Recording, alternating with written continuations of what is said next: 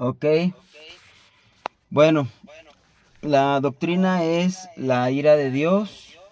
Es una doctrina, pues dentro de lo que son las doctrinas de la cruz. Terminamos lo que son las doctrinas básicas. Pues fueron 8 doctrinas que vimos. Y el otro grupo de doctrinas que, bueno, al menos dentro de lo que son nuestras enseñanzas como iglesia, están dos grupos principales de doctrinas, no son las únicas, hay más, pero las principales que hemos nosotros adoptado como un fundamento de la enseñanza doctrinal dentro de la iglesia son las doctrinas básicas y las doctrinas de la cruz. Las básicas son 8 y las de la cruz son 12 y son las que vamos a estar viendo durante el año. Eh, ya llevamos 8 y con esta de la ira sería 9. Entonces este año lo vamos a dedicar a enseñar estas doctrinas y también pues tenerlas ahí las subo como ven al Facebook, ¿cómo se llama? Al YouTube, porque quiero que se queden como también como un recurso para el estudio de este tipo de doctrinas. Bueno, pues de alguna manera es una forma básica, ¿verdad? No es tan profundo porque eh, tratamos como 2 semanas en cada una de las doctrinas. Eh, pero de todos modos, pues son un buen recurso para poder complementar un estudio más amplio de lo que son las doctrinas básicas y de las doctrinas de la cruz. ¿Ok? Amén. Entonces, como siempre les digo, no lo sé yo todo, solamente expreso um, lo que yo he entendido acerca de las doctrinas, acerca de las enseñanzas, de los temas que Dios me pone en mi corazón para enseñarlas. No tengo todas las respuestas, tampoco deben de considerar lo que yo digo como algo totalmente, ¿cómo se llama? Como la verdad absoluta. Cada uno de nosotros tenemos la responsabilidad de tener nuestra propia investigación y escudriñamiento de las escrituras para pesar las enseñanzas y así poder pues aceptarlas y ponerlas por obra en nuestras vidas. En el transcurso de la enseñanza, pues si tienen alguna pregunta, alguna duda, algún comentario, levanten su mano o, o pueden simplemente con toda libertad pedirme la palabra y con mucho gusto le damos seguimiento, ¿ok? Sí. Muy bien. Entonces, la ira de Dios. La ira de Dios, hay varios conceptos principales que debemos de entender sobre la ira de Dios. En primer lugar, que la ira de Dios es una reacción ante una situación, ¿verdad? La esencia de Dios es amor, pero dice la palabra que también es ira y fuego consumidor. Mas, sin embargo, la ira no es algo que esté siempre, digamos, que sea parte como, ¿cómo puedo decir? El amor de Dios, a diferencia de la ira, el amor permanece para siempre. ¿Sí me explico? Sí. Pero la ira de Dios se puede apaciguar la ira de Dios. Hay una doctrina que vamos a ver posteriormente que se llama la propiciación. Y esa doctrina de la cruz, propiciación significa precisamente eso, apaciguar la ira de Dios. Entonces, el amor de Dios es permanente porque la esencia de Dios es amor. En cambio, la ira de Dios se activa con algo, pero también se apacigua o se elimina cuando ese algo es quitado. Por eso también propiciación, juntamente con otra doctrina que se llama expiación, son dos doctrinas que van como que de la mano, como que son la dos caras de la misma moneda. La expiación cubre el pecado y la propiciación apacigua la ira de Dios.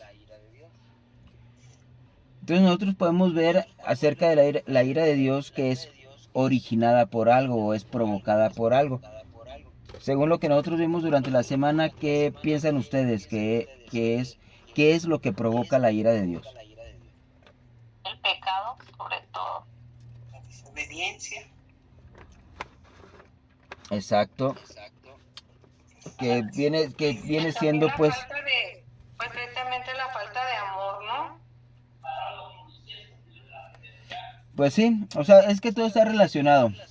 El amor a Dios, dice 1 Juan 5:3, que el amor de Dios o el amor a Dios es obedecer sus mandamientos.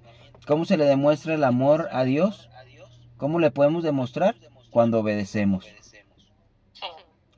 Entonces, cuando pecamos nosotros es una desobediencia y por lo tanto demostramos que no estamos amando a Dios.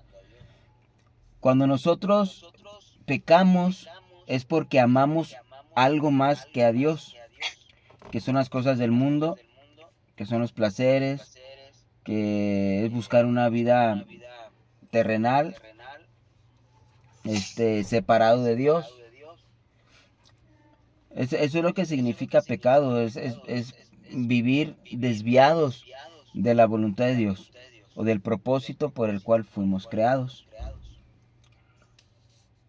Entonces, cuan- cuando una persona vive desviada, desenfocada, eso provoca en Dios una indignación, provoca una ira. Y pues eso, esa ira también va a traer consecuencias en nuestra vida. Es la ira de Dios, lo que la ira de Dios, ¿cómo les puedo decir? Lo que produce la ira de Dios, no lo que provoca la ira de Dios, sino la consecuencia de la ira de Dios, ¿qué piensan ustedes que es? A ver, quiero escuchar su La opinión. separación de nosotros hacia Dios. Ajá. ¿Qué más? De Dios. Sí. Pero decía, hablaba que era una ira santa, ¿no? Que no tenía que ver con lo que nosotros normalmente sentimos como un enojo, ¿no? Sino yo creo que ahí, bueno, tal vez no me puedo imaginar pues la ira santa como es, ¿no? Pero sí tiene que ver a lo mejor con la separación, sí, o con una muerte espiritual, ¿no? Ujú. Pues sí, de hecho, pues eso es lo que significa muerte, separación, alejamiento.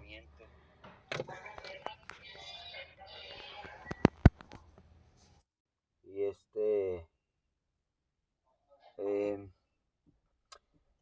pero una de las cosas que produce la ira de Dios es juicio. O sea, la ira de Dios va a traer juicio sobre la persona. Y ahora, ya dependiendo del tipo de persona que es, ese juicio va a ser un juicio, digamos, para muerte o un juicio para llevarlo a una corrección o a un regreso hacia la comunión con el Señor. O sea, cuando una persona se convierte al Señor y busca a Dios y trata de hacer su voluntad, pero aún como ser humano puede llegar a tener alguna actitud, algún comportamiento, algo que no le agrada a Dios, Dios va a tratar a esa persona en esa área de su vida, a través de juicios, a través de un trato, con el objetivo de producir en esa persona un quebrantamiento y que busque a Dios. ¿Sí? O sea, es diferente una persona que no teme a Dios, una persona que no quiere nada con Dios. Hay personas que literalmente, o sea, están devastadas, aún están al borde de la muerte y no creen en Dios y se aferran a no creer en Dios. ¿Sí? Entonces rechazan a Dios. El juicio sobre esa persona pues va a ser una condenación. Sin embargo, nosotros como hijos de Dios y que creemos en Él y que queremos hacer su voluntad, pero que puede haber cosas que no le agradan a Dios en nuestra vida y que eso está provocando un enojo en el Señor, Dios va a traer un trato a nuestra vida a través de un juicio, pero ese trato va a ser aquí en la tierra con el objetivo de que nosotros nos arrepintamos y corrijamos nuestra, nuestra vida, pues nuestro caminar, nuestro andar con el Señor. Sí, entonces eh, vamos a ver este primer versículo, Isaías 59:2. Dice, pero vuestras iniquidades han hecho división entre vosotros y vuestro Dios, y vuestros pecados han hecho ocultar de vosotros su rostro para no oír. Este versículo pues nos revela qué es lo que separa al hombre de Dios.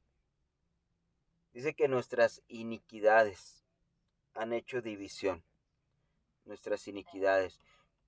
A diferencia es que podemos hablar, hay varios términos que en el fondo podrían significar algo similar, pero que tienen una connotación un poco diferente en algún punto.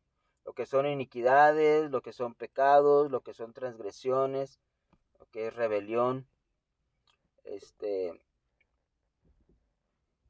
tienen un cierto matiz de diferencia. El pecado, por ejemplo, el pecado es todo aquello que me desenfoca de Dios, todo tipo de distracción que me desenfoca de Dios y que me hace buscar solamente lo terrenal. Porque pecado significa eso, pecado es errar el blanco. Pecado significa no estar concentrado. Lo he mencionado en algunas otras ocasiones que pongamos, por ejemplo, o he puesto como ejemplo, pues un arquero, ¿no? O un francotirador en la actualidad. Un francotirador, ¿se han visto alguna película que que se trate sobre guerra y que hay francotiradores? Sí. Entonces, ¿qué es lo que hace el francotirador? Se tiene que concentrar completamente. O sea, Sí. su concentración está totalmente en el objetivo. Su respiración cuenta, su vista cuenta, su concentración, la posición de su cuerpo. El francotirador tiene que este, considerar varias cosas que pudieran afectar su tiro al objetivo, como el viento, la distancia, este, eh, su respiración, no sé, varias cosas, ¿no? Considerar los obstáculos. Entonces el francotirador tiene que estar concentrado con todos sus recursos para no errar en el blanco. Y eso es el pecado, más que una acción de robo, de, de mentir y eso. Más que eso, esas cosas son las cosas, digamos, externas, específicas que tienen nombre. Pero pecado en sí, en esencia, es estar distraído, Errar. Ujú. errar, no estar concentrado en la meta, en el propósito de nuestra vida. Entonces, cuando nosotros estamos desenfocados, pues va a ser más fácil pues cometer acciones que no convienen, acciones que no nos van a servir para vivir la vida que Dios quiere que vivamos. Y eso lo podemos transmitir a nuestros hijos. Una iniquidad tiene que ver por generaciones. Es pecado, pero que se transmite de una generación a otra. ¿Sí? Esa es una iniquidad que abarca varias generaciones. Entonces yo tengo que considerar las iniquidades de mis padres, en qué batallaron mis papás, qué áreas en su vida fueron afectadas por el pecado, por la muerte, y cuidarme en esas áreas de yo, cuidarme. Este, porque está la herencia pecaminosa de nuestros antepasados, pero sumémosle los pecados que de una forma personal uno hace. Por eso las generaciones van multiplicando la maldad cada vez más. Después de, por ejemplo, ¿por qué destruyó Dios el mundo antiguo en el tiempo de Noé? Porque dice, ¿qué es lo que dice la palabra de Dios? Que ya no había quien hiciera el bien. Ajá. No hacían el mal. Que el pensamiento del corazón de ellos era de continuo solamente, fíjense, solamente el mal.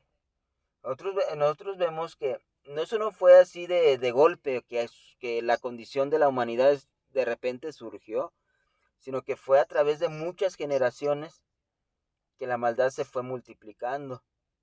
A nosotros podemos ver cómo las generaciones pasadas tenían más moral que ahora. O sea, el pecado siempre ha existido. No significa que antes no existía el pecado, pero antes escuchábamos, era menos. sí, Ajá. por ejemplo, escuchábamos, ay, mataron a una persona y era un escándalo, ¿no? Era como que algo Sí. que, ay, híjole. Y ahora, pues ya es el pan de cada día, al menos aquí en Zamora, aquí en la región. Antes veíamos, ay, fulanito es homosexual y era un escándalo. Y ahora, al contrario, hasta les aplauden, ¿ya? Porque salen del closet.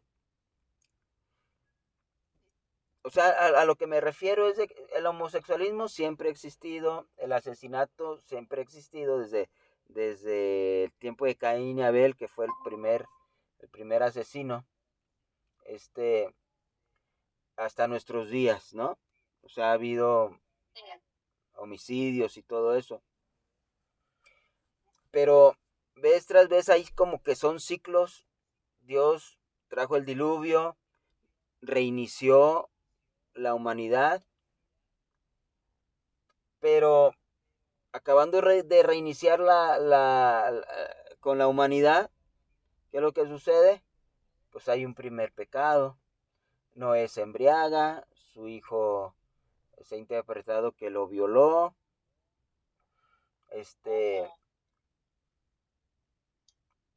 y así otra vez comenzó la maldad a multiplicarse.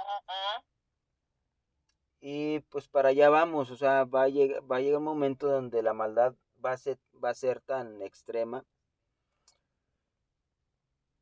pero que el mundo no va a percibir esa maldad, el mundo va a pensar que está bien, o sea, como que va a estar habituado al mal. Sin embargo, delante de los ojos de Dios va a ser ya una maldad en extremo. Porque cuando el mundo caiga en un estado de que a lo bueno le llaman malo y a lo malo le llaman bueno. Entonces para ellos lo malo va a ser algo bueno y lo van a practicar, lo van a hacer. Para ellos no va a ser algo escandaloso, pero para los justos sí. ¿Se acuerdan cuando Sodoma y Gomorra, pues lo que prevalecía, llegó un momento donde la perversión sexual era extrema, pero, pero ellos lo veían normal. Ellos no lo veían como que, ay, es algo malo. Sin embargo, en el Nuevo Testamento dice que había un justo que era Lot. Dice que afligía su alma viendo toda esa perversidad.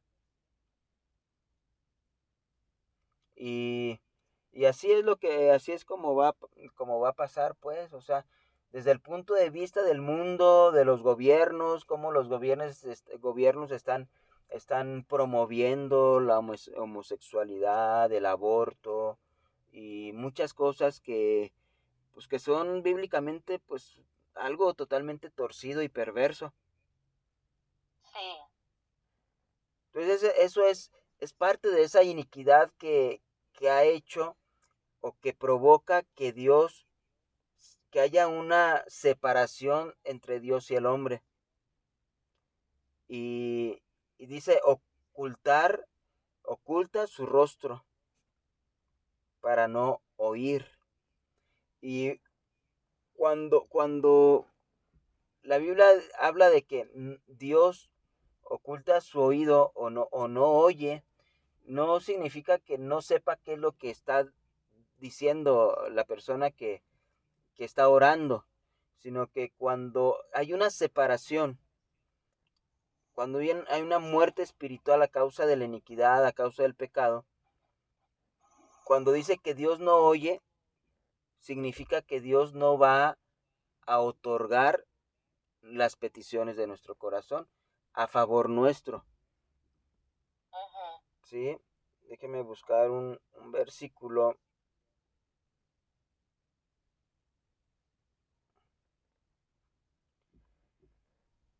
donde habla acerca de el oír.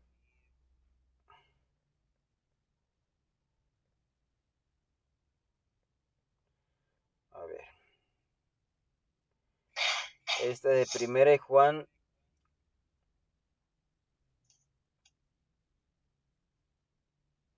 14. Primera de Juan 5:14.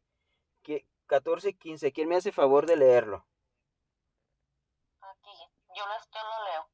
Dice, y esta es la confianza que tenemos en Él, que si pedimos alguna cosa conforme a su voluntad, Él nos oye. Y si sabemos que Él nos oye, en cualquiera cosa que pidamos, sabemos que tenemos las peticiones que le hayamos hecho. Fíjense, eso es lo contrario a lo que dice Isaías 59:2. Isaías 59:2 dice que nuestros pecados han hecho ocultar su rostro para no oír principalmente, pero todo como nuestro rostro, el rostro de Dios, no es que Dios tenga una figura como nosotros la tenemos, sino que nuestro cuerpo es una especie de parábola, así como dice que Dios nos hizo a su imagen. Nosotros tenemos ojos naturales, Dios tiene ojos, pero la esencia de Dios no tiene forma, la esencia de Dios no tiene una figura en sí. Se nos ha mostrado a través de formas y a través de figuras. Pero el cuerpo humano viene siendo como una parábola de la persona de Dios. Nosotros tenemos ojos naturales y Dios tiene ojos que son espíritus. Nosotros tenemos oídos y Dios tiene oídos que también son espíritus. O sea, todo se expresa a través de sus espíritus, sus ángeles. Entonces, en el rostro tiene boca también, con la cual habla. Cuando dice que Dios oculta su rostro, significa que sus ojos no van a estar sobre nosotros a favor de nosotros. Hay un versículo que dice que los ojos del Señor están sobre los fieles de la tierra, algo así, para mostrar su poder a favor de los que tienen corazón perfecto para con Él. Y el rostro tiene oídos, y los oídos, como dice este versículo, dice, y si sabemos que Él nos oye en cualquiera cosa que pidamos, sabemos que tenemos las peticiones que le hayamos hecho. ¿Por qué razón? Porque si nosotros resolvemos el pecado, y como dijimos al principio, si el pecado es estar errado en el camino, estar errado o estar desviados. El pecado, la esencia del pecado es estar caminando en una dirección opuesta a lo que el Señor quiere. Cuando nosotros retomamos a través de la fe, del arrepentimiento, de la conversión, retomamos el camino de la vida, el camino de perfección, se ha resuelto el pecado en nuestras vidas. Por lo tanto, una de las cosas que nosotros podemos distinguir, o una de las características de una persona que está buscando la perfección, es la calidad de sus oraciones, o la calidad de sus peticiones, o enfocado a lo que...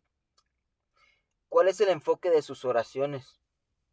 Porque hay oraciones muy terrenales, hay oraciones que le piden a Dios para gastar en vuestros deleites, como dice Santiago, pero hay oraciones que buscan y le piden a Dios los recursos espirituales para hacer su voluntad. Por eso este versículo 14 dice, y esta es la confianza que tenemos en Él, que si pedimos alguna cosa conforme a su voluntad, ¿qué dice? Él nos oye. Él nos oye. O sea, si pedimos alguna cosa conforme a su voluntad, pero fíjense, yo cuando recién pues me convertí al Señor y empecé a leer y a escudriñar las escrituras y eso, cuando yo leí este versículo, yo pensé que nada más era cuestión de que en mi oración dijera yo, Señor, conforme a tu voluntad, yo te pido esto, y pensaba que simplemente por decir, Señor, conforme a tu voluntad, que con eso ya iba yo a obtener. ¿Sí me explico? Porque aquí lo dice, si Sí. pedimos alguna cosa conforme a su voluntad. Entonces yo decía, si yo le pido a Dios algo y simplemente le digo, Señor, conforme a tu voluntad, ayúdame a esto, pensaba que erróneamente, pensaba que simplemente por expresar conforme a su voluntad, que eso iba a ser suficiente, pero en realidad no es eso. Lo que está diciendo este versículo es que si pedimos alguna cosa cuando estoy alineado a la voluntad de Dios, yo no voy a pedir algo conforme a mi plan, sino conforme al plan de Dios. Dios desea santidad en mi vida, sí, entonces si yo le pido a Dios fortaleza, recursos para vivir en santidad, y realmente ve mi corazón Dios, ve que soy sincero y que estoy comprometido en buscar la santidad, entonces Dios me va a dar los recursos que yo necesito para hacer su voluntad. ¿Sí? Entonces, cuando nosotros estamos, yo he puesto este ejemplo también. Imagínate que eres tú un dueño, una dueña de negocio, de alguna empresa, algún negocio, y tú tienes una estrategia, tú tienes un plan, tú tienes una proyección de tu negocio, hacia dónde lo quieres llevar, qué es lo que quieres hacer de él. Entonces, tú vas a contratar empleados que se integren no solamente al negocio, sino que se integren ¿a qué? A la visión que tú tienes para el negocio, que te ayuden a llevar a tu negocio, a tu empresa, hacia donde la quieres llevar. ¿Sí? Entonces, tú metes un empleado y lo dejas de encargado en algún área de tu negocio. Y si esa persona tú la encuentras fiel, tú la encuentras comprometida, tú la encuentras enfocada, que te está ayudando a llevar, al menos en la parte que le corresponde, te está ayudando a que tu negocio funcione y marche correctamente y vaya hacia donde tú lo quieres llevar, y esa persona te dice, necesito esto para poder cumplir mi labor, para poder cumplir con mi trabajo, con mi objetivo, yo necesito esto y esto. Si tú eres un buen patrón, una buena patrona, ¿qué es lo que qué es lo que vas a hacer? ¿Le vas a dar eso o no se lo vas a dar?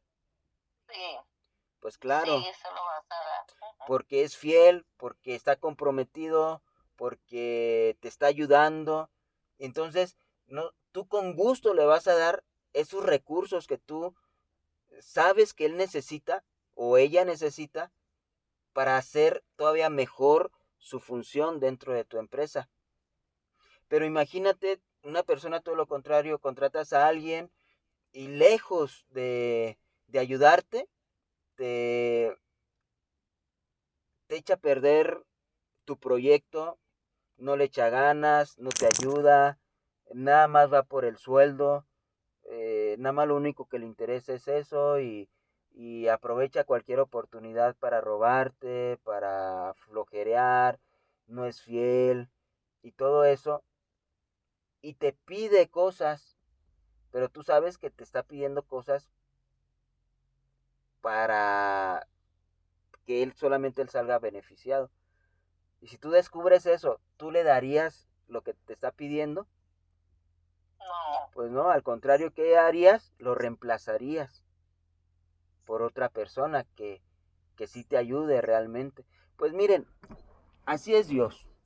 Dios tiene un proyecto, Dios tiene una misión en la tierra que se cumple a través de sus siervos.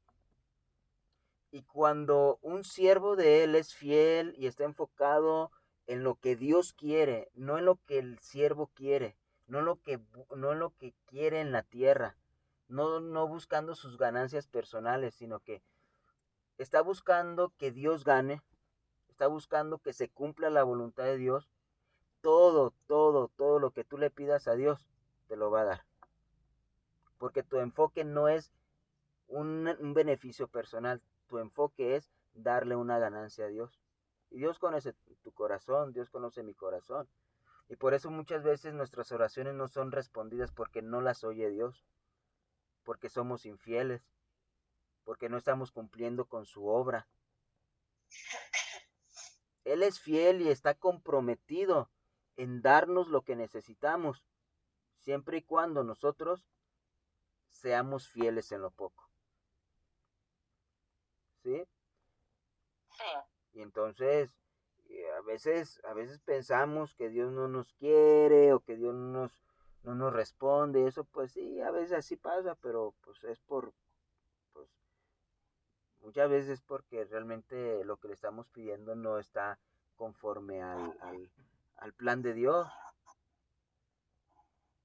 Muchas veces pedimos que Dios sane a una persona, pero ¿para qué? O sea, la persona simplemente quiere ser sanada para continuar su vida separada de Dios. Pues uh,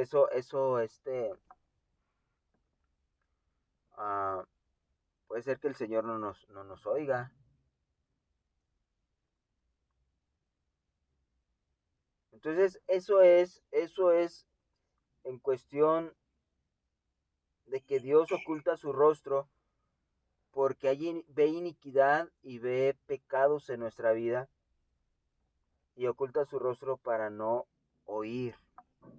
Y como ya lo vimos, el no oír significa que no vamos a obtener lo que pidamos.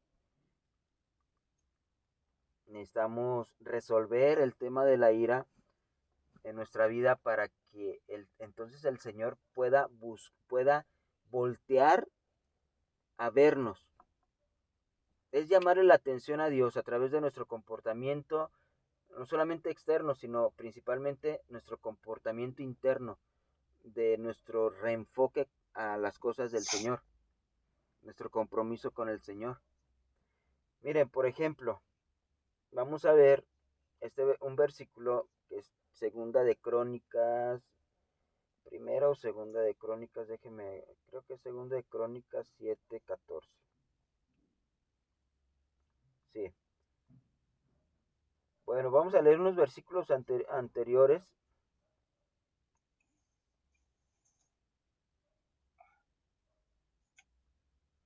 Desde el 12 dice, y apareció Jehová a Salomón de noche y le dijo, yo he oído tu oración. ¿Qué significa eso? Que yo he oído tu oración. según lo que vimos ahorita, ¿qué significa? Que va a obtener lo que le pidió. Exacto. Cuando le dice, yo he oído tu oración, significa, yo voy a darte lo que me has pedido. Porque el enfoque de Salomón en ese momento era honrar a Dios. Le pidió sabiduría. Ajá. No le había pedido oro, no le había pedido una larga vida, como Dios mismo le dijo, sino que lo que has pedido es sabiduría para saber gobernar a mi pueblo. Dice, yo he oído tu oración y he elegido para mí este lugar por casa de sacrificio. Dice, si yo cerrare los cielos para que no haya lluvia, y si mandare a la langosta que consuma la tierra, o si enviare pestilencia a mi pueblo. Si sucedieron estas cosas, le está hablando Dios, si sucedieran estas cosas en el futuro, ¿qué es lo que causa, qué cosa hubiera causado eso? Pues el pecado, la rebelión, la desobediencia, la iniquidad, como sucedió, ¿no? Como siempre ha sucedido aún en el pueblo de Dios. Pero fíjense el 14 dice, si se humillare mi pueblo. ¿Qué significa humillarse? Humildad. Humillarse viene de humildad y humildad viene de pobreza y pobreza es sacar todas las cosas del mundo que hay en nuestro corazón. Un pobre de este mundo es una persona que se ha humillado. Despoja. Sí. Cuando hay muchas cosas del mundo en nuestro corazón, eso se llama soberbia. Porque la soberbia tiene que ver con yo vivo bien o yo tengo todo lo necesario para vivir bien sin Dios. Eso es soberbia.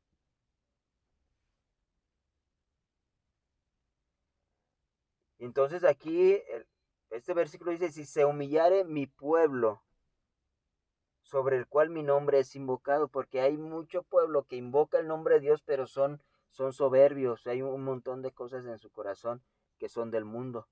No están enfocados en la obra de Dios, están enfocados en querer ser beneficiados en las cosas que quieren aquí en la tierra.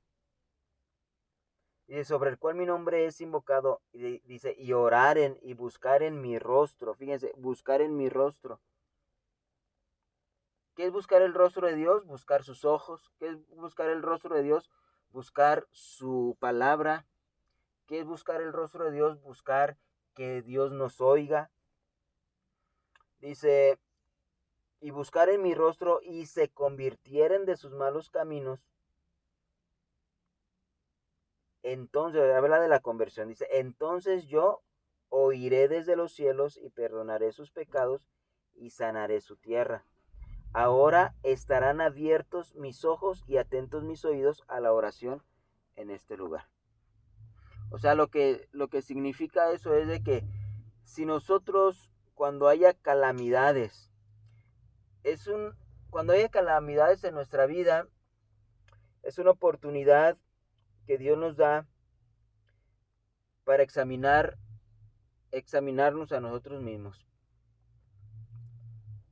para buscar cuáles son las puertas que se abrieron en el presente o en el pasado que llegaron a provocar esas consecuencias en nuestra vida. Y entonces es una oportunidad que Dios nos da para humillarnos, para orar al Señor, para buscar su rostro, para convertirnos a Él. Y entonces, cuando nosotros hacemos eso, llamamos la atención de Dios.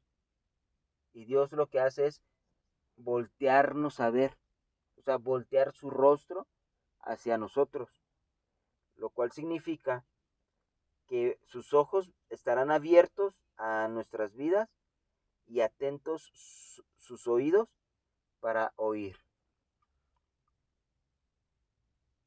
para perdonarnos, para liberarnos, para restaurarnos. ¿Sí? ¿Cómo ven? ¿Preguntas? Sí, o sea, que tenemos mucho que hacer, ¿no? O sea, para estar cerca de Dios, haciendo su voluntad, pues necesitamos estar conectados con Él de una manera, con una limpieza profunda para quitar todas esas iniquidades, ese pecado de nosotros, para que nos acerquemos a Él. Y es la única forma, ¿no? Sí, sí, sí. O sea que para poder estar dispuestos a hacer la voluntad de Dios necesitamos limpiar nuestro corazón. Para poder ser instrumentos útiles en las manos de Dios necesitamos entrar en un proceso de limpieza porque cuando nosotros no limpiamos nuestro corazón, no vamos, o sea, no hay un impulso o no hay una disposición para hacer la obra de Dios. Porque lo que dice 2 Timoteo 2:21 dice que si alguno se limpia de esas cosas será instrumento para honra, útil al Señor, santificado, dispuesto para toda buena obra. Pero mucha gente que está en la iglesia no está dispuesto a hacer la obra de Dios. ¿Por qué? Porque su corazón no está limpio.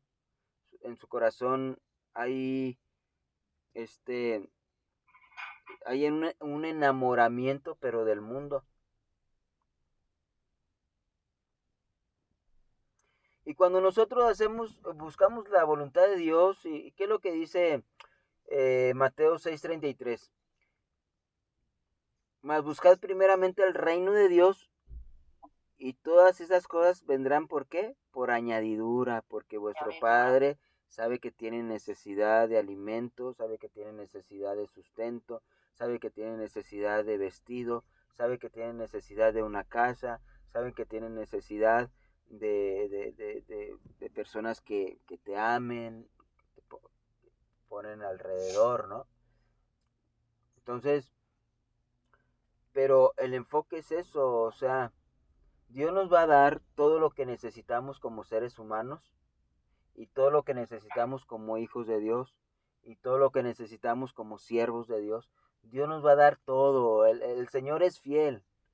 El Señor, en realidad, Él cumple su palabra.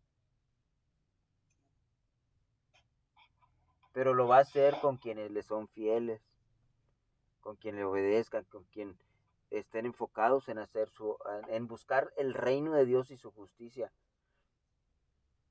Entonces los recursos van a llegar. Miren, y los recursos van a llegar en el momento que lo necesitemos para hacer la obra de Dios. Ni antes ni después. El Señor sabe en qué momento nos va a dar lo que nosotros le pidamos. Una persona que está comprometida con el Señor, le pide al Señor algo y sabe que Dios le puede dar inmediatamente lo que ha pedido o puede tardar un tiempo en llegar.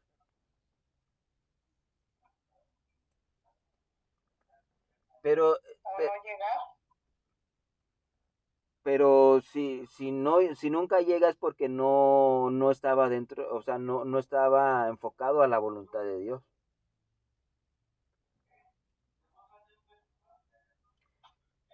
Entonces, pero no se va a resentir esa persona porque sabe que al final el plan es de Dios. Y entonces, miren, cuando uno empieza a vivir dentro de los principios de Dios, Dios te empieza a revelar en tu corazón su plan. Dios empieza a darte un entendimiento de las cosas, un discernimiento. A veces por la falta de discernimiento, de entendimiento, pedimos cosas que en realidad están desenfocadas de la obra de Dios. Pero cuando uno está comprometido con el Señor y empieza a caminar en esa dirección de la obra de Dios, de la voluntad de Dios, Dios se va a encargar de revelar en el corazón qué es lo que está operando detrás de todas las cosas, hacia dónde nos está dirigiendo, por qué sucedieron, para qué sucedieron, y nos abre el panorama. Y entonces, cuando nos abre la visión espiritual, cuando nos abre el entendimiento de las cosas, nosotros ya sabemos por el impulso del Espíritu qué pedir, qué no pedir, qué aceptar, qué no aceptar. ¿Sí me explico? Porque ya tenemos mayor entendimiento de cómo están funcionando las cosas.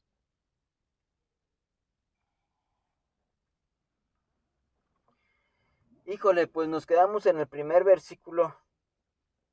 Ay, pues, está muy interesante. Está muy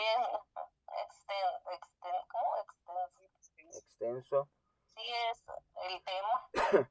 Pues de alguna manera, aunque aunque no citamos los textos, los otros de la semana, pues ya los mencionamos en cuestión de principios, en cuestión de todo se encarrila hacia la enseñanza, ¿sí? Sí.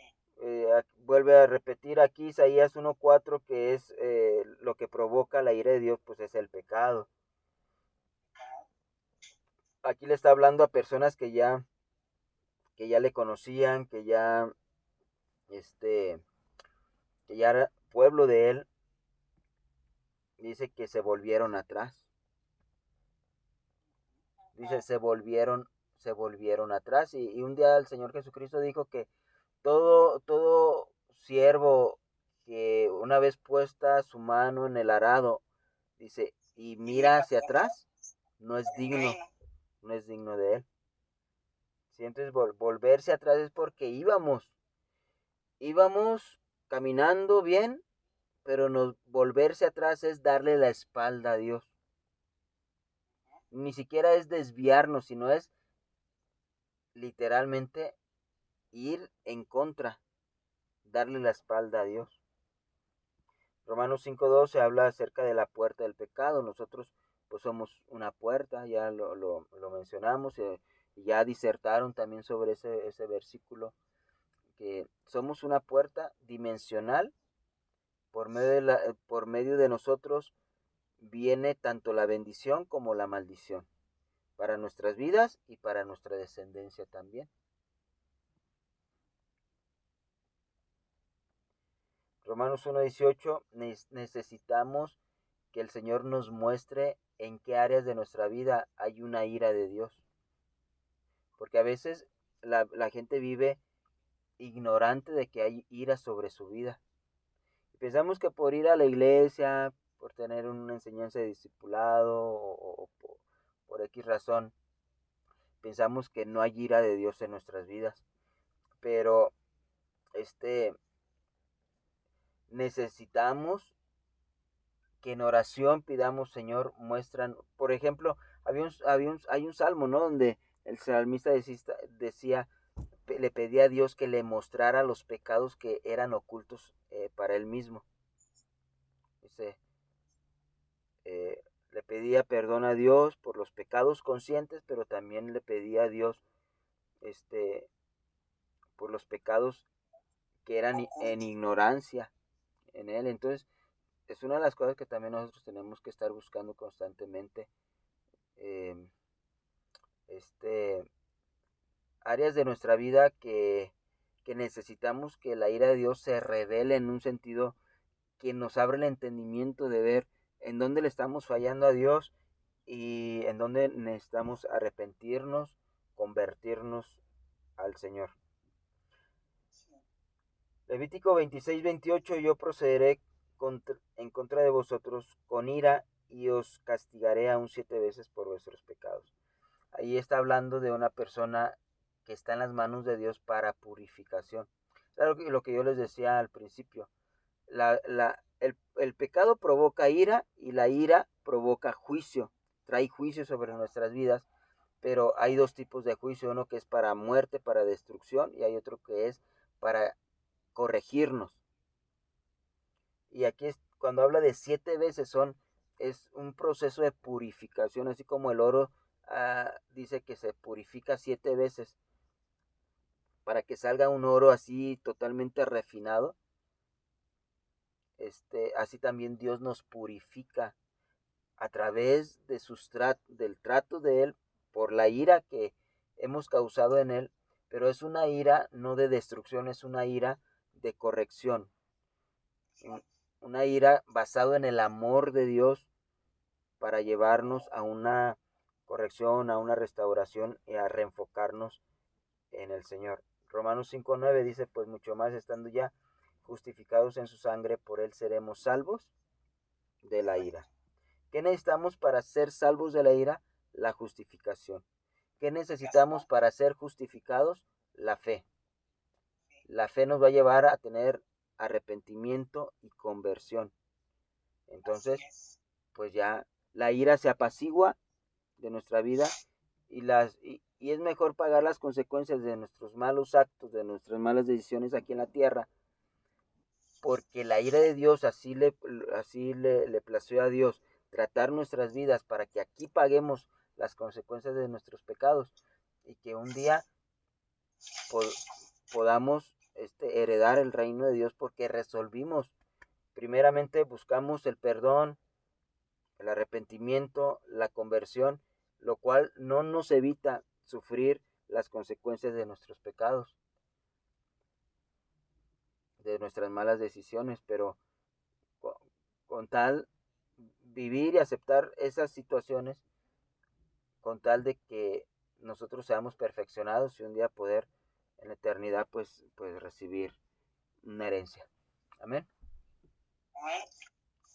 Bueno, pues ya terminamos. No sé si hay alguna pregunta, algo que quieran comentar. Entendido, muy interesante esto. Para tenerlo en cuenta y ponerlo en práctica. Muy bien. Bueno, pues vamos a entonces, gracias.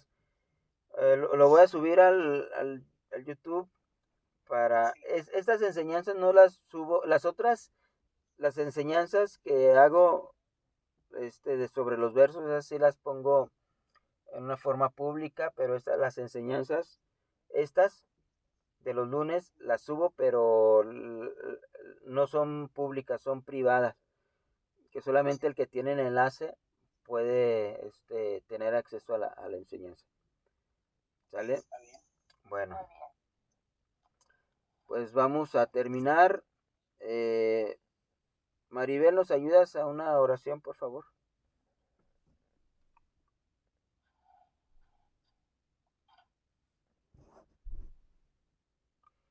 ¿Tienes tu micro apagado, Maribel?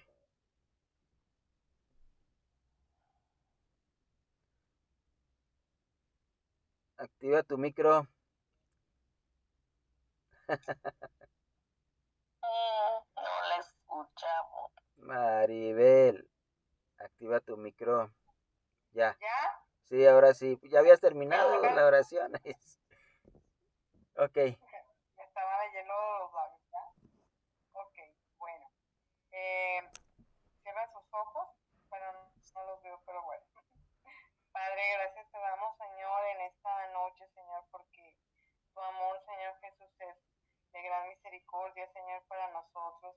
Gracias, Señor, por la enseñanza del día de hoy, porque pones en el corazón de tus siervos tu palabra, Señor, que trae a nuestra vida, Señor, en calidez, enseñanza, entendimiento. Y sabemos, Señor, que somos justificados, Señor, por medio de la fe, Señor.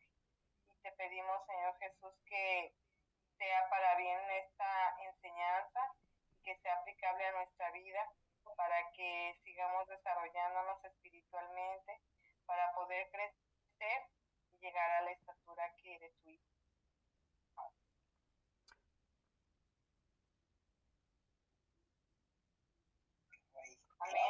Amén. Amén. Bueno, gracias. Dios les bendiga. Descansen. Dios les bendiga, que descansen. Bye, bye.